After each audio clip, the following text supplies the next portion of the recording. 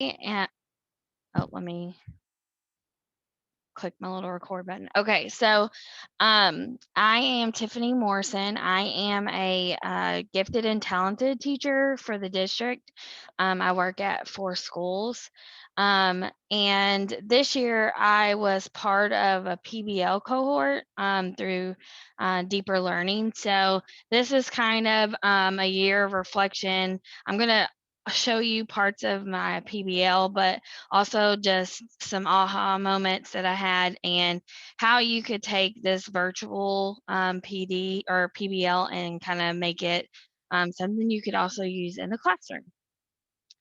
And my person is Christie Mudd, um, and I'll let her introduce herself. I think she's ready. I'll do it really quick. Hi, I am Christie Mudd. I am a deeper learning resource teacher. I work with mostly AIS schools, K through 12.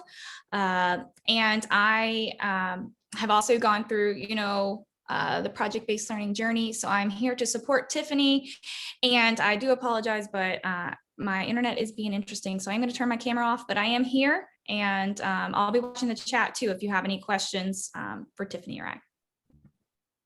All right. So this has like our Twitter information if you want to follow us on Twitter, because we do obviously Christie presents things on about deeper learning there, and I like to share things that I'm doing with my students. So I always like to start and the deeper learning team like to start with their why. So my why is obviously the students. I feel like it's my responsibility to always be the best teacher I can be and learn new things that I can use with them. I did use PBL like things before this cohort, but this cohort definitely made me reflect and just kind of make sure that I was doing the best I could for these students. And so that leads into my some aha moments that I'm going to have in just a minute. Chrissy wanted to talk a little bit. She's going to talk a little bit about project-based learning in general. Yes. So this is, this is one of our most requested topics. People always want to know about project-based learning. And so a big piece of project-based learning is the authenticity, the engagement, real world. Here it says a teaching method that engages learners in applying the standards, which leads to deeper learning through active engagement in real world and personally meaningful projects designed for an authentic audience. On the left, we also do have linked, and Tiffani or I will drop can drop the presentation in the chat if Tiffani's cool with that.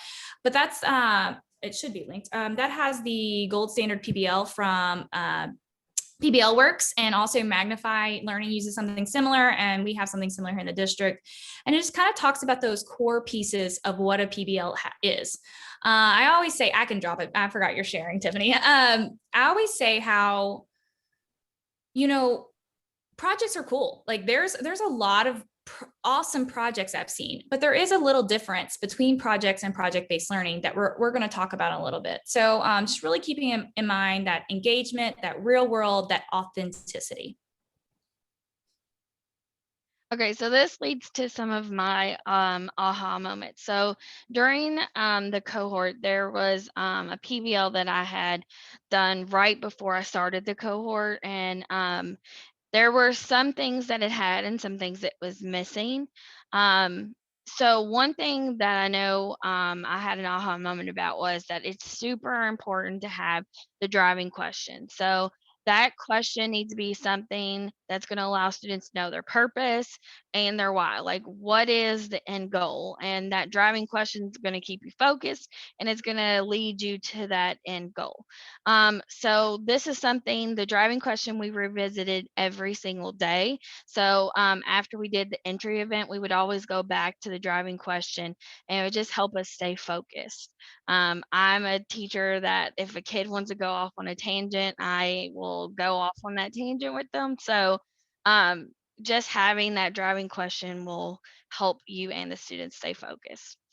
The next one is peer feedback. So, this was kind of an obstacle, a hurdle, not really an obstacle, but a hurdle we had to overcome when we were doing virtual learning because giving feedback to one another outside of just meeting in a Google Meet and talking was difficult. So we came up with some things that we could do. We used documents, we shared, we commented.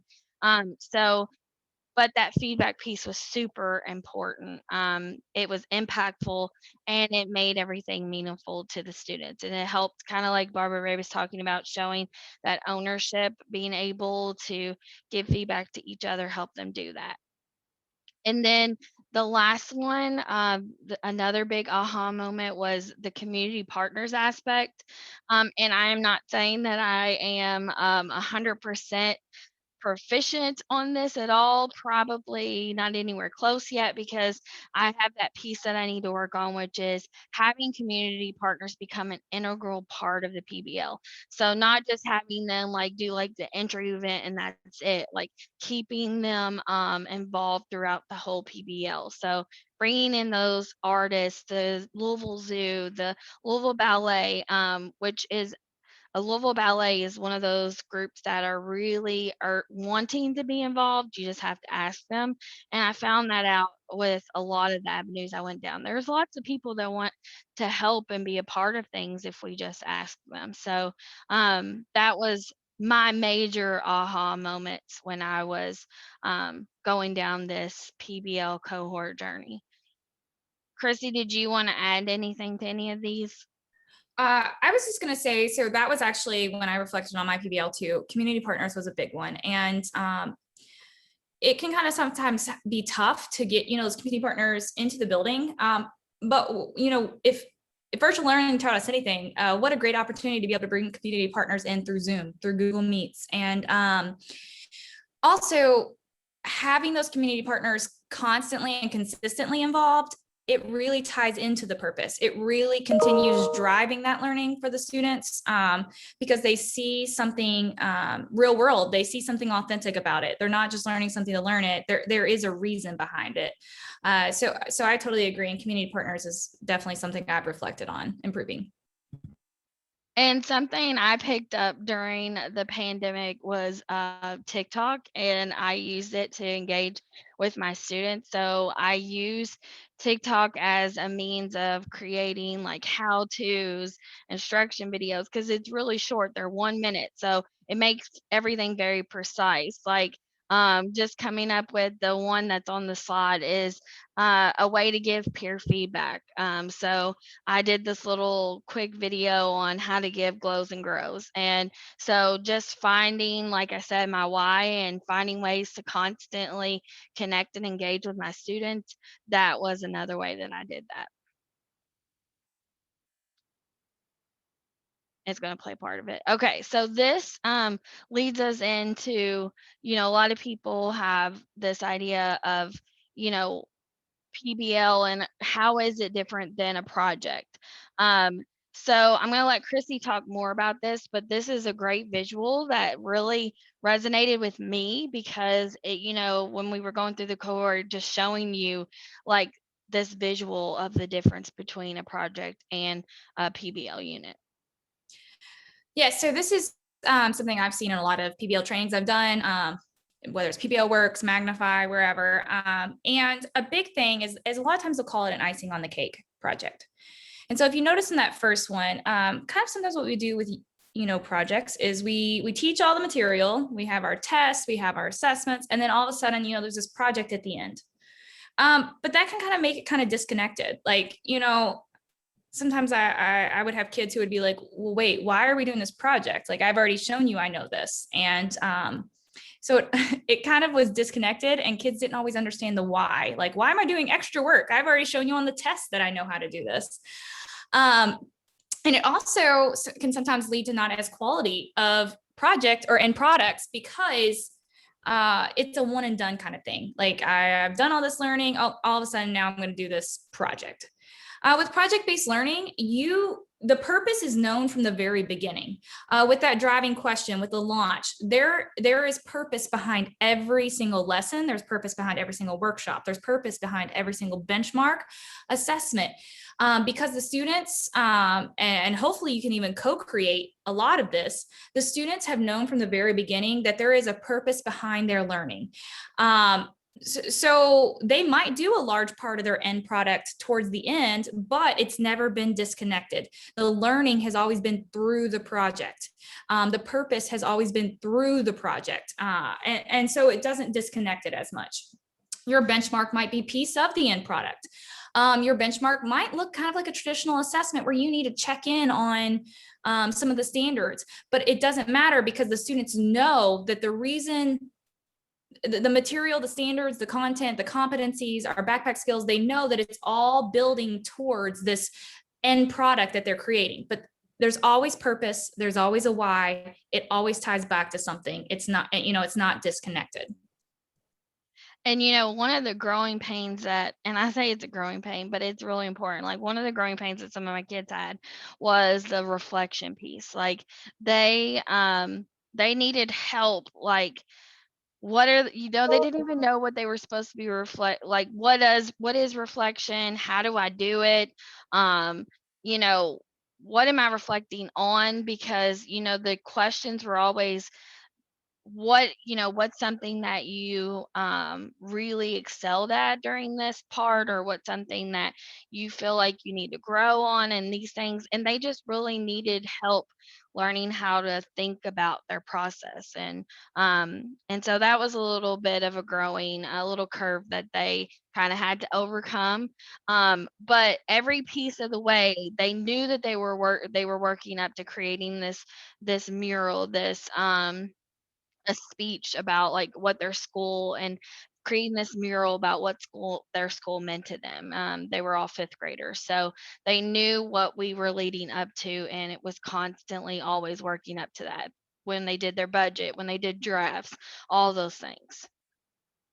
So this was how I planned. I used the 4P, and I started with the product. I knew that I wanted them to demonstrate their learning by communicating in some way, and by creating a mural that showed something about their time at their school. So I knew that that's what we wanted to do. Then that went back to coming up with the standards. What standards were involved? Math, multiplying decimals, looking at basically looking at just authors and how they convey a message, which then created our driving question: how do artists convey a message? And then that just made the process so much easier.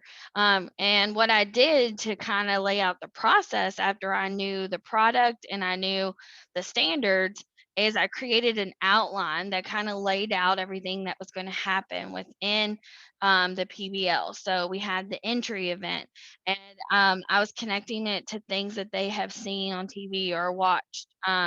Then we had, I got a local artist involved, a muralist, and then led to, looking at authors and how they convey a message. And then I took them on several virtual field trips around Louisville, and some murals that they would see around Louisville.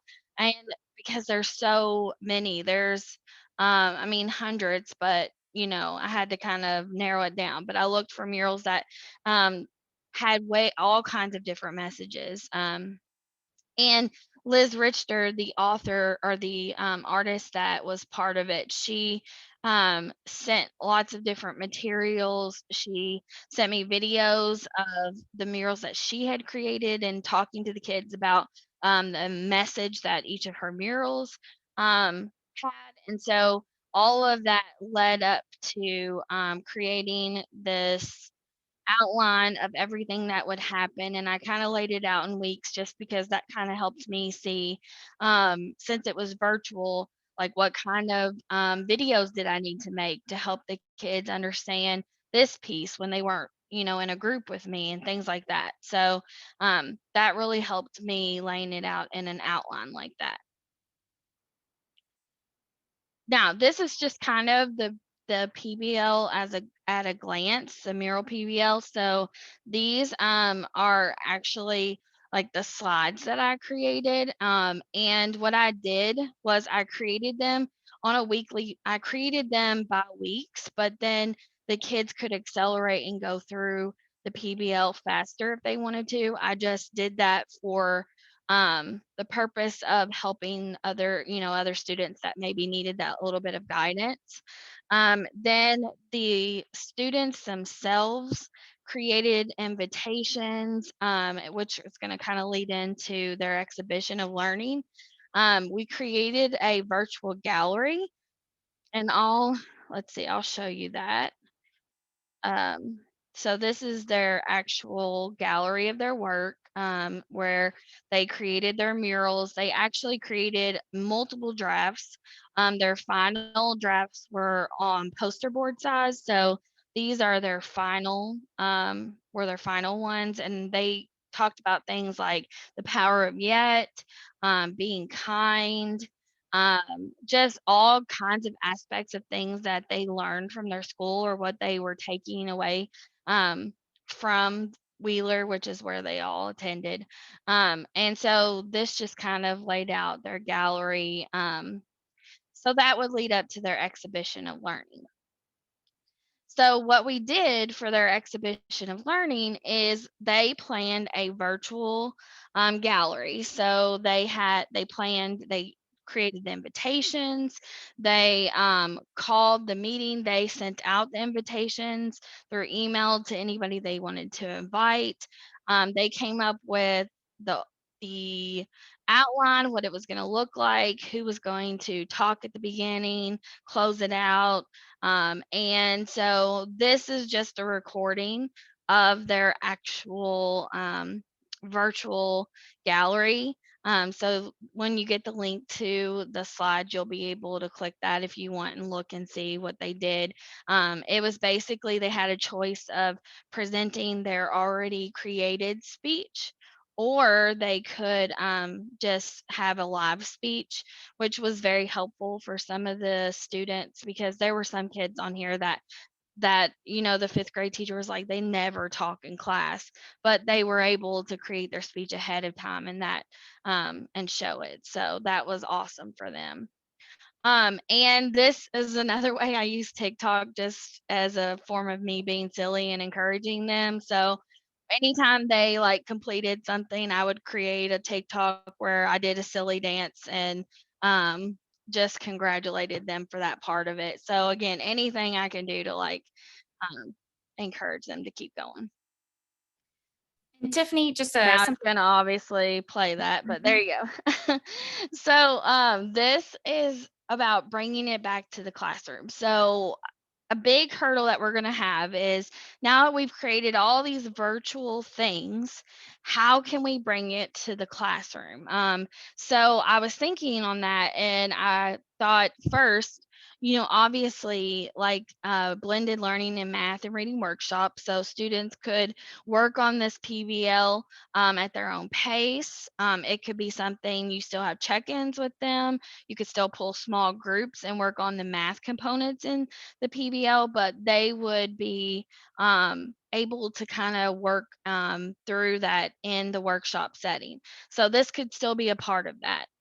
Also, if they've mastered content. So if you already have students and they do not have to be gifted students, any type of student that has mastered the content that would be a part of the PBL, then you could use it as enrichment. Another opportunity, like say you do this whole class next year at Wheeler, we want to do this PBL all through all of the fifth grade, not just with the one classroom. And the big thing is they want to use this as a way to kind of open up for their backpack defenses, since it's kind of reflecting on what they've learned and what they're going to take away from their school. And so you could use it whole class and then allow opportunities for acceleration. So students moving at their own pace. Did you wanna say, Christy, anything, Christy? I saw you unmute a second ago. Yes, but my internet is being so weird. It almost just kicked me out. I was It's so worried you were going to be left without me for a second. it's okay. I uh I completely forgot. If you'll go back 1 second, go back to the Okay. previous slide. Sorry, really No, quick. you're So I'm fine. running out of time. We had a question in the chat, and I kind of answered it, but just someone asking, can you do this with pre-K kids? And so my comment was that all kids can do PBL. It does take different levels of scaffolding and different levels of intentionality depending on your grade level. And I mentioned that pre-K and kindergarten and first grade kids are kind of the most curious. So sometimes you can get them to buy into PBLs a lot easier because they're already just like, oh my gosh, this is so much fun. But there might be some more, work on the back end of helping them get to, the standards or skills they need to master. And then I mentioned, we can even connect people with, like we have kindergarten teachers doing PBL. So I didn't know if you had anything you wanted to add to that.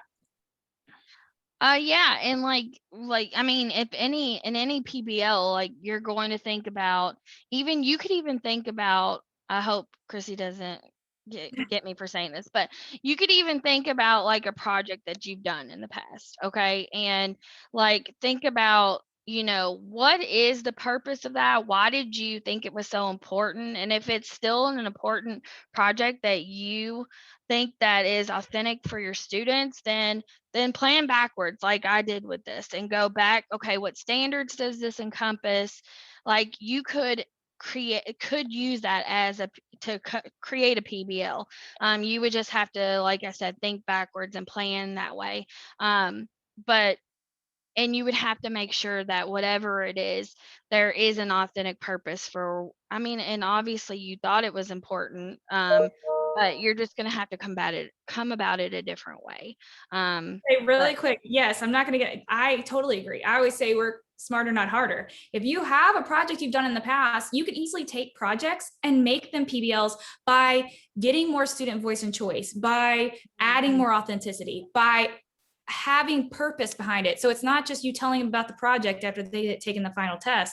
It's that when you're going to that unit, whether it's volume, whether it's character traits, whatever it is, it's that you've introduced that project in the beginning, and the whole unit, the purpose of it is within the PBL, within the project. So it's no, you can definitely, a lot of projects are so amazing that you could just add pieces to it, community partners, things like that, and you could elevate it to a PBL. So no, I totally, mean, Tiffany. and in like kindergarten and first grade, I know that you all do something with like community helpers and stuff. Like I think that like lends that kind of theme or idea lends itself to creating a PBL around it. So, but yeah, so okay, so we've got these ideas of bringing a virtual project PBL back to the classroom, making sure it's authentic, having a driving question, having community partners, like all those aha moments I had. And then this kind of leads, I want to show you at least one of these. This is my students reflecting on PBL learning. So this is May Lynn. She was a fifth grader, and I've had her for 2 years. So I'm kind of sad to see her go, but I'll let you see a little bit of her video.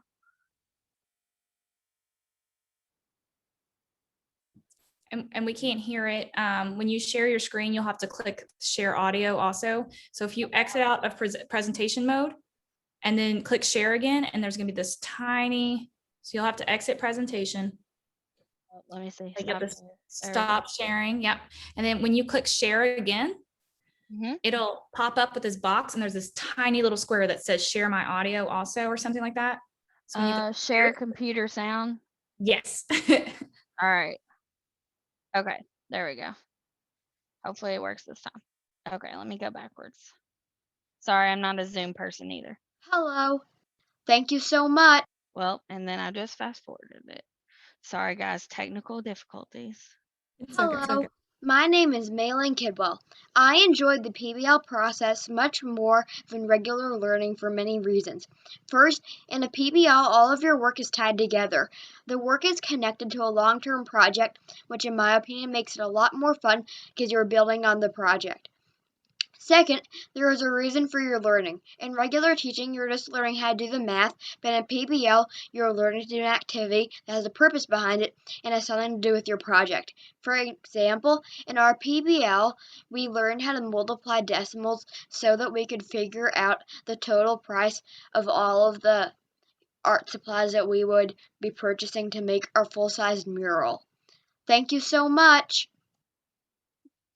And I promise I did not create that speech for her. She looks like she's very meticulous, so she planned it out and it was like, Miss Morrison, I've got to read this. And literally that morning I was like, hey guys, can some of you reflect on your learning? And of course she was like the first one, I will, Miss Morrison, and that's what she created. So yeah, but she is amazing.